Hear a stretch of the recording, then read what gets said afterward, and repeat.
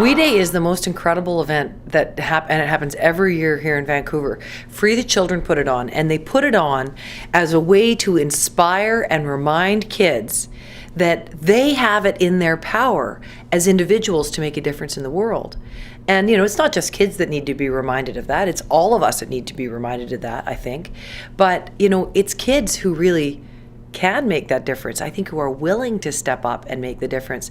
And so it's just so incredible to see this youth-led organization inspiring youth to make a real difference every day.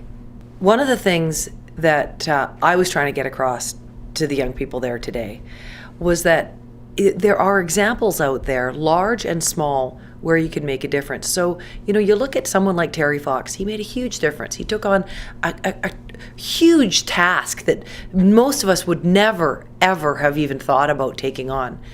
But, there are many smaller things that we can do every single day to make a real difference. So you don't have to decide you're going to go cure cancer. You just have to decide you're going to stand up for that vulnerable person who's getting bullied. You just have to be the one that's going to be there and step in and protect the little guy. Each one of us has the chance to do that every day in our lives. That is the message of We Day, that, we all have a chance to make a change. We just have to decide that we want to do it.